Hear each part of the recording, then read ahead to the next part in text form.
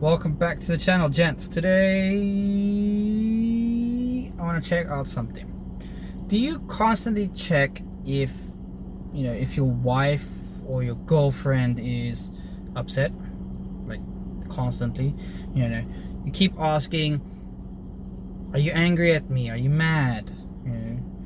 You read her tone, her behavior. You walk on eggshells. So every move, it's like a code to crack. It's like, she's, is she upset, not upset, right?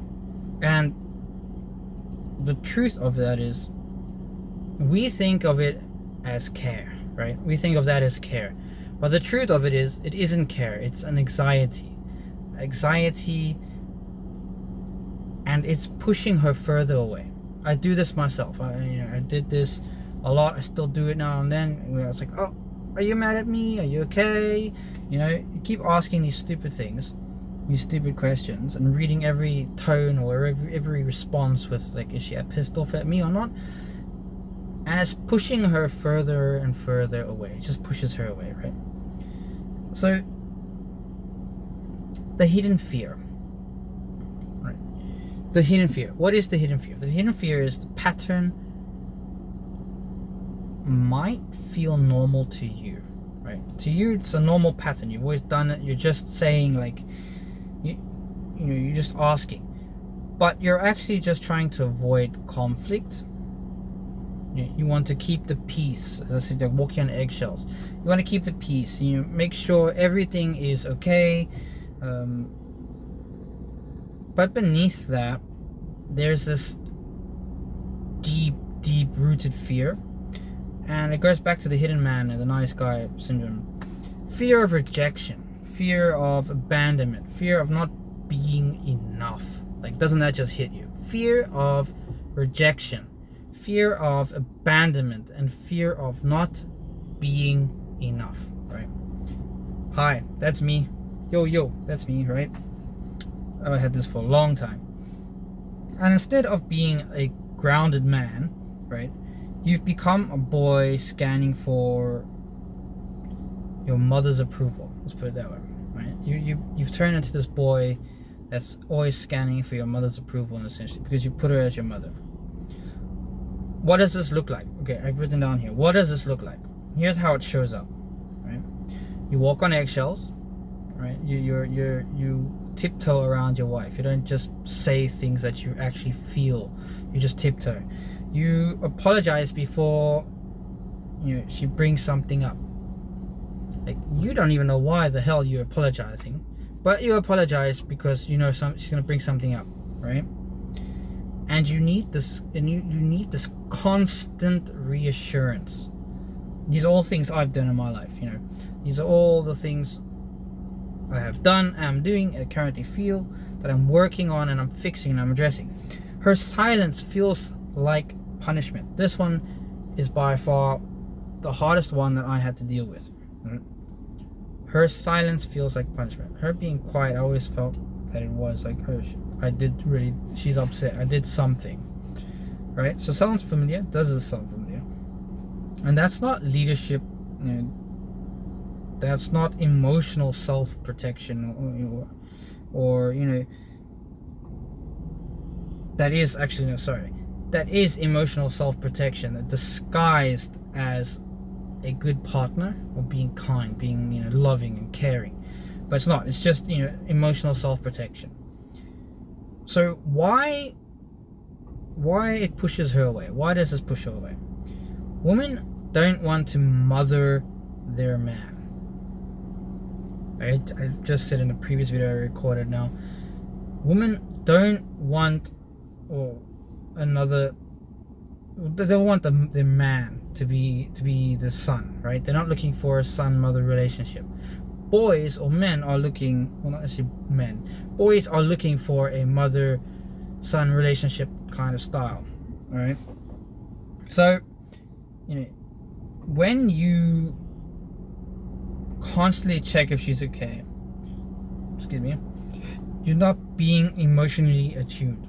What you're being is, emotionally needy, right? You're being emotionally needy.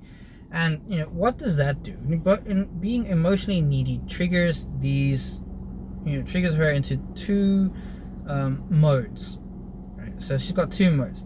She becomes your emotional caretaker, right?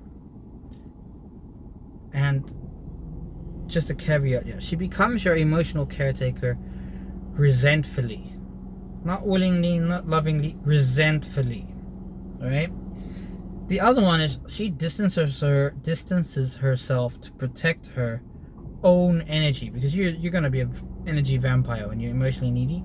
You're gonna be an energy vampire. You're gonna suck all the energy out of her.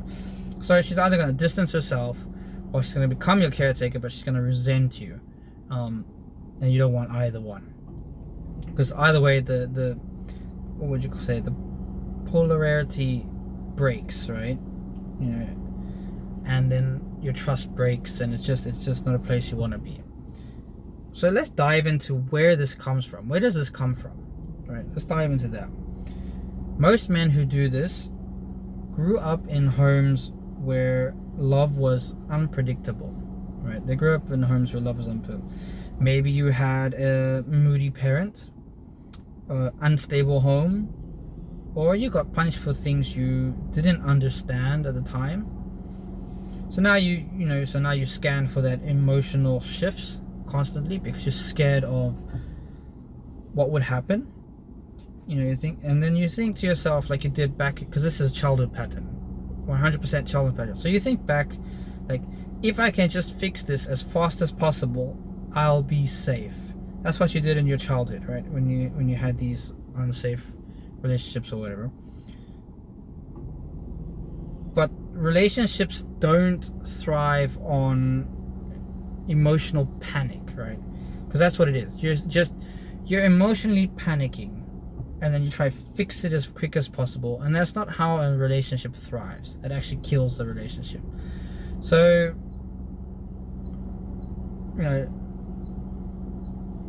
as I say, it kills the relationship. So relationships actually thrive on emotional leadership. If you have leadership, your own emotional leadership, your relationship's gonna thrive, right?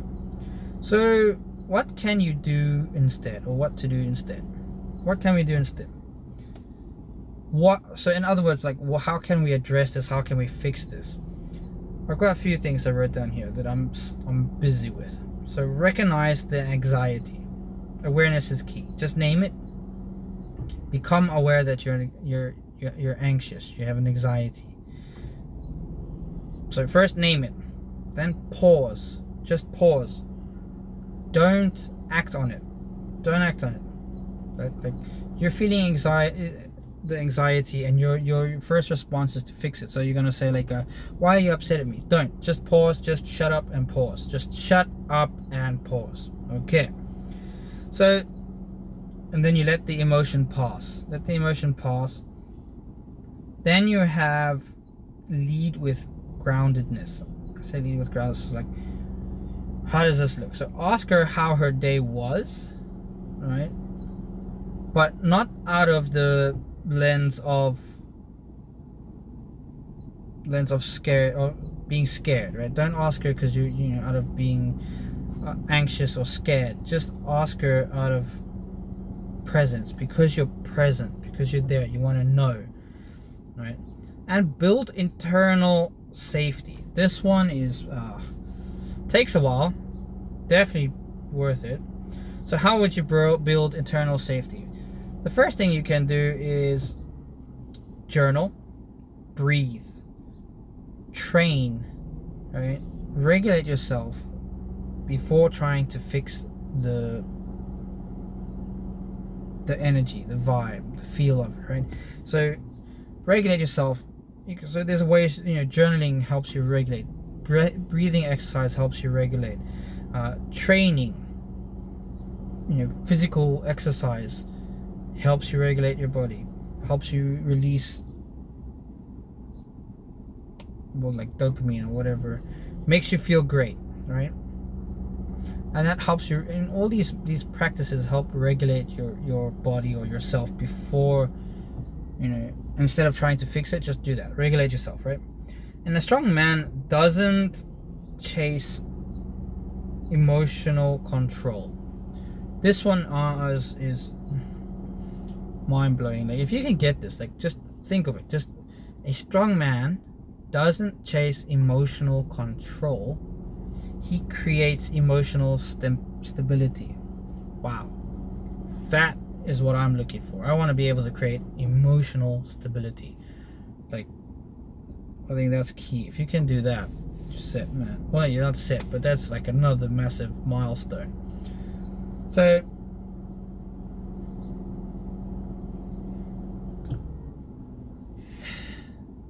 if this resonates with you, it's because you're breaking out of the hidden man dynamic, right? Like, you know, you've outgrown the hidden man that's hiding inside of you. He's outgrown. He's starting to crack through. He cannot hide anymore, right? He needs to break out.